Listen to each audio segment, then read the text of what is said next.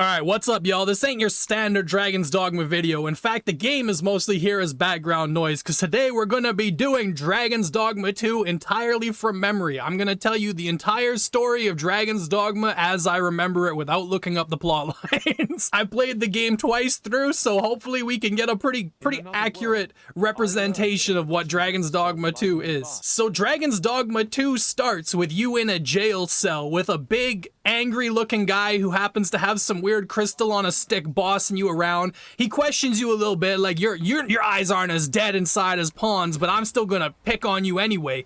And he tells you to get to work, so you walk out of the jail cell with him, and you meet Rook, who was in the first Dragon's Dogma game. And Rook immediately realizes something is amiss. Rook is like, bro, what are you doing here? You are not supposed to be here. But nevertheless, even though Rook is like, bro, you're not supposed to be here, you still kind of do what the big angry guy with the stick says to not blow your cover as a pawn, and you go and you pick up some boulders and put them down. It's a thrilling entrance to a thrilling way for the game to start after nearly a decade of no Dragon's Dogma games. Over a decade of no Dragon's Dogma games. Following that, for some reason, Medusa comes alive, and then you help fight Medusa, and I'm not really sure what goes on after this point, but you start running away from everybody, right? It's like they probably realize that you're a different animal, so you start running away, and you get to the edge of a cliff, and at the edge of the cliff, Pathfinder shows up, who, at this point, you don't really know who he is, but he's just some bald, otherworldly being, and he's like, I gotta be honest, Arisen, the only way for you to get out of this situation is to jump, my dude. So you're like, whatever, I'm gonna listen to the ethereal, otherworldly man, and I'm gonna jump off this cliff. So you jump off the cliff. Oh boy, do you ever. Following that, you somehow hitch a ride on a griffin, and you be flying around, but somebody shoots the griffin out of the air, and you end up in the water. And then the most generic guard ever pulls you out of the water, and he's like, you're the Arisen? That's impossible, but you're commanding pawns right in front of me. Let's go back to my guard camp, because there's already an Arisen that we have thought was the Sovereign. So you go back to the guard camp with him, and then you summon your beautiful pawn, in this case, Lunk, and he's like, whoa, you summoned a pawn. Maybe there's something suspicious going on here. We're gonna have to go back to the capital. But before we can go back to the capital, why don't you make your way over to Melv, because Melv is said to have a strong connection to the Arisen. So you go back to Melv, right? And as soon as you get there, you start having some sort of traumatic episode where you remember the dragon, and you remember protecting this lady named Ulrika, and then you black straight out. Like you're just done with life at that point. You black out, right? And then Ulrika, she's like, I guess she's still in Melv because she's kind of brave, so she picks you up and she takes you back to the hospital, and then she's like, bro, this is the second time I've looked over you in the bed when you've been severely hurt. Isn't that romantic? And you're like, yeah, I guess, like I feel kind of sick, but I'm sure that it's fine. Also, my heart's gone, but that's no problem at all, Ulrika. Thank you for being lovely, my dear. Then some people show up, right? And these people are like, so by the way, we've heard that you're an Arisen, but there's kind of already an Arisen, so you're gonna have to go back to Vernworth, and you're gonna have to go in a hurry. So you make your way to Vernworth, and then when you're back in Vernworth, you meet this gentleman named Captain Brant, and at first he acts like he's giving you the business, right? He's like, no, you're a fake. But then he takes you somewhere private, and he's like, actually, low-key, I believe that you're the Sovereign and not the other guy, because the other guy seems a little bit scuffed. So the only way that I can think that you can prove that you are truly the Arisen is if you do a bunch of meaningless little tasks for me that I probably am just too drunk to do myself because I'm always hanging out at the bar. So you do all these little things, Sir Brant, right? And you're like doing like really little stuff, like, oh, I escorted a few little people back to their place. I killed some goblins, and Brant is like, wow, you are truly exceptional at doing my job for me. You have to be the real deal, bro. So at that point, he starts vouching for you. Then you start putting your sights on the queen, who at this point, Brant is convinced that she's a fraud, or that the Sovereign is a fraud, and it's all her doing. So you learn that she's had communication with the racist cat people in Batal, who are actually ruled by like a regular guy, some guy named Lord Phasis. I don't know if he's actually their lord or if he's just there. But anyway, she's been writing to him and whatever. So you go to this masquerade, and at the masquerade, you're just chilling and having a good time. And then you go around to the brothel for whatever reason. You're peeking through the brothel hole trying to see what Queen Disa's, what she's getting piped down or what. So you look through the brothel hole, right, and you see her with Lord Phasis. and you're thinking to yourself, oh my god, like she's in deep with this guy from this other nation, like something really suspicious is going on here, right? And then the brothel lady, who I didn't make a drawing of because, you know, she's just a little bit too spicy for TV. She's like, all right, you've seen enough, now come back around here, big boy, if you want to have some more fun. And then immediately you forget that she exists. You're not going to remember that she has a plot line after that. I know that I never remember that she has a plot line. So you forget that she exists entirely, and you just kind of go, all right, like that's not necessarily my issue then, and you leave. So anyway, after you find all this out and you've 100% established that Queen Disa has a connection to Batal, then you go back to Captain Brant, who is like 3 sheets to the wind plastered at the bar, and he's like, well, we're gonna have to get you into Batal somehow. So you can sneak into Batal, you can get some sort of like forged notary to get into Batal. It doesn't really matter. Either way, you're going to the land of the racist cat people. So you get yourself over to the land of the racist cat people, and you're wandering around. You're realizing, wow, there is a lot more enemies over here than there ever was anywhere else. This is an unfortunate place for me to be right now. Like, this is not a safe environment for me and my pawns. And you walk all the way from the border checkpoint town all the way to their city called Bakbatal. And once you get to Bakbatal, you meet the queen racist cat, who is actually not racist, and she's, I don't know if she's supposed to be hot. Maybe she is if you're into that sort of cat lady thing. But anyway, she's like, yo, look, I know that we're the land of racist cats, and I know that you got a lot going on, but if you could help me make people be less racist, that would be great. The cats are very racist towards pawns. They don't trust them at all. So if you can show that pawns are like lovely and excellent by helping the people, then you know what, that would be lovely. And you're like, you know what, I will help you. You seem like a nice cat lady who's a little bit less racist than everyone else here, so I'm gonna help out. And you don't actually really, you never really revisit that idea again. She asks you to help, and like, it's like, okay, well, I have to be in the area anyway, so it's not like I'm not gonna be helping. None of that really matters too much. All that really matters is somehow you end up doing some things with the Forbidden Magics Research Lab, which is where the people in Batal be studying things that I guess are not necessarily so good to be studying. And you go in there, there's always a dead dragon on the little thing, a dead drake. And they're like, oh yeah, you meet Lord Phases' little buddy Ambrosius.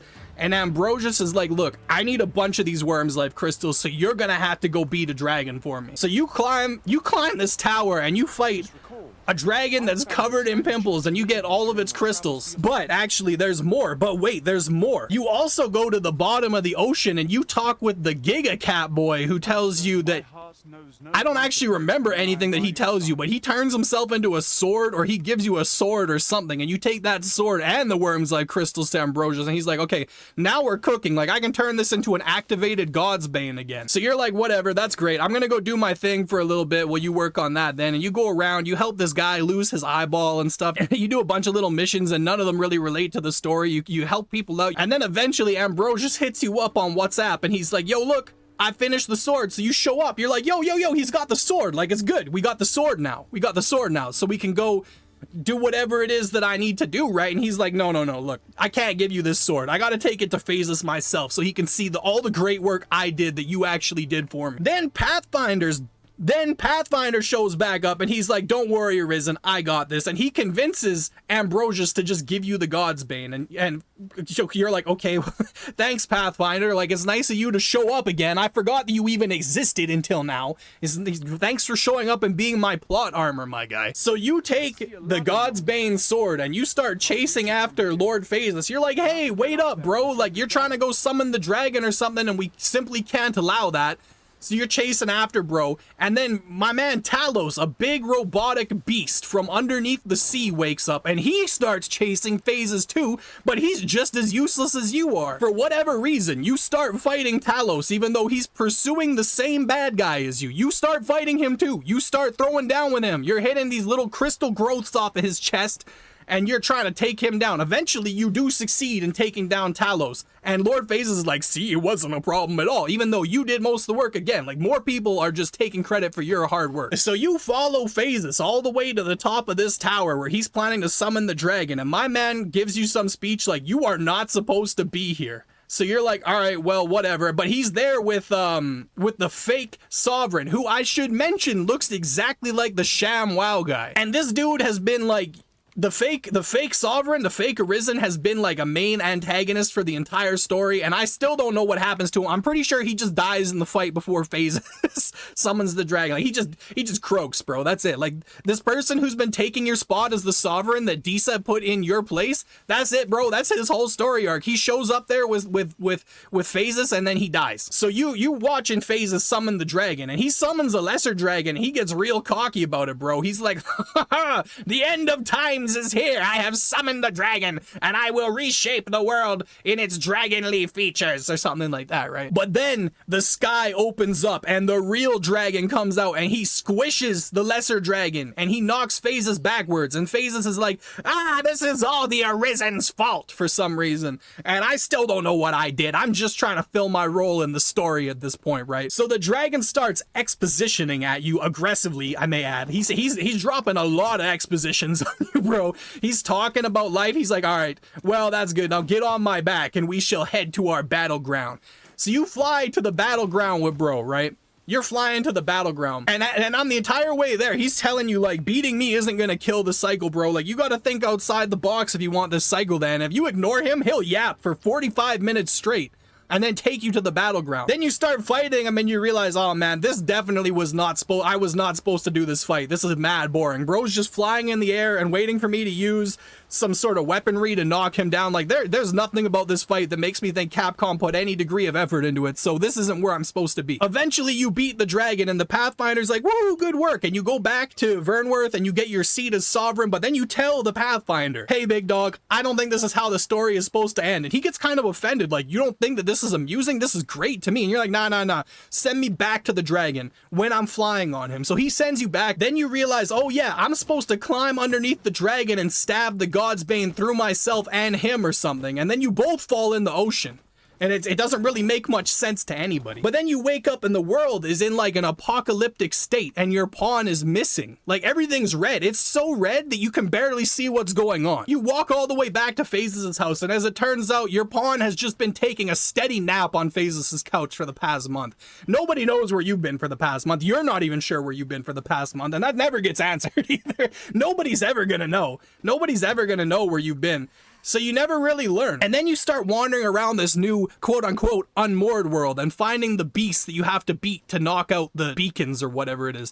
One of them is literally a pot, and then there's some worms and some like negative land dragons. You slay all of them because they're not really that hard. They're like standard pop the pimple fights. And Pathfinder shows up like, you've really done it this time, but you just ignore him and start evacuating all the leaders of the different lands to this one specific area, like at the ocean floor shrine. And he's like, I don't like this. I don't like it at all. So he sends a really big version of the final dragon, and then he starts flying around. I don't know if he's supposed to be the harbinger of the apocalypse or what, but your pawn turns into a dragon too, a shadow dragon, and encourages you to go fight. And so you're flying around, you're climbing over this thing's wings. Pathfinder won't shut up about the cycle being something just to amuse him and give the world purpose. And then eventually you stab the dragon in the heart again. Like, this is like the third time now, and you end up resetting the whole world and just kind of disappearing yourself or something like that. But you know, Pathfinder's like, you really screwed up, I'm dying too, and you're like, I don't care, bro. And then after all that, you're rewarded with being able to restart the game with the current levels you have.